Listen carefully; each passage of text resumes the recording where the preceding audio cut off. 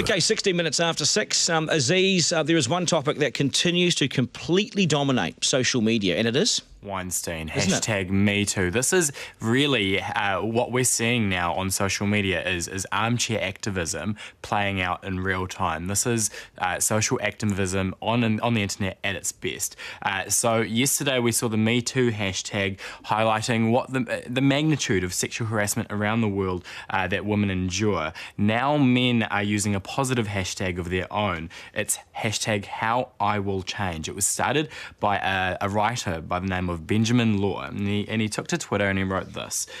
Guys, it's our turn. After yesterday's endless Me Too stories of women being abused and assaulted and harassed today, we say, how will I change? And this is good because this is positive. This is using a tool for positivity and for positive reasons, I reckon. Yeah, absolutely. It was actually quite interesting seeing this hashtag take off.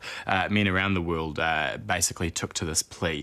Law urged men to take action in the wake of Me Too, point out harassment when they see it. I really like this line out of him. Recognise that I don't need to be a perpetrator to be a bad guy. Questioning harassment and not doing anything about it is bad. I'm glad you mentioned this because while social media has been really active and really vocal and really loud and really noisy on this, because we're calling out something that is absolutely wrong. You know, there's no wriggle room on this stuff. But where were all these people and where was Hollywood when this was going down? Not just on one occasion, but on many alleged numerous occasions over the years and perhaps over the decades, because far too quiet. And I think that's what I like about Brad Pitt, because when Gwyneth Paltrow told him that Harvey Weinstein had been inappropriate, Brad wasn't that big a star back then. Harvey was, but Brad still went up to him at a party and had a go at him. And everyone was shocked, and it's like, why are you shocked? That is the good thing. That is the best thing to do. That's what we need to do. Hollywood's worst kept secret. That's exactly how Scott Rosenberg described it. He's a writer and he's actually one of Weinstein's really good friends.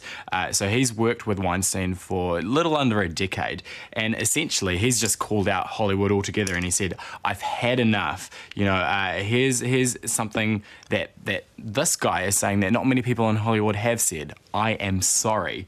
He outlines in a really long Facebook post about going to these different parties, these different meetings, seeing this stuff play out in front of his eyes and turning a blind eye. He calls out directors, agents, actors, journalists, politicians, all saw the same thing. The one line that stood out for me, Duncan, was this: no one wants to bite the hand that feeds them caviar in St. Barth's. Silence enables, doesn't it? I mean, silence enables this Really stuff does. to happen. Yeah. Prince George, I love this. A beautiful, cute, delicious little boy, isn't he? He's so cool. Hardened journalists all around the world have been trying to get this answer. What is Prince George's favourite film?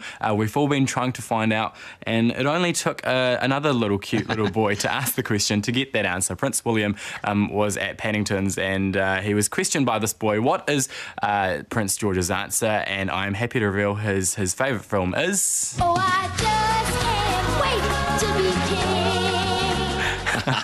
Quite Got fortuitous. taste and class, that boy. Do you know what I loved yesterday is when Kate had a wee dance with Paddington Bear. How cute was that? Yeah. Right? Heart melted a little bit on that one. We should confirm Lion King is the... Lion King. So Yeah. his favourite films go. I think that's a good pick. Quite fortuitous. Yeah. Word on the street is George just can't wait. No. Hey. That's Got to wait a long time. I know. Charles is not. Because Granddad will He's do it, going to won't he? last in there for a long time. What's Charles? Nobody. Who wants Charles? I reckon we'll go Queen to Prince William. You reckon? That's I my wish. guess. Can we do a skip pass? Can we miss the second five? I'm with DG on this. Yeah. Skip past. Okay, skip fast, yeah. The Swedish Prime Minister, this is good. This is brilliant. Oh, Carl Bildt.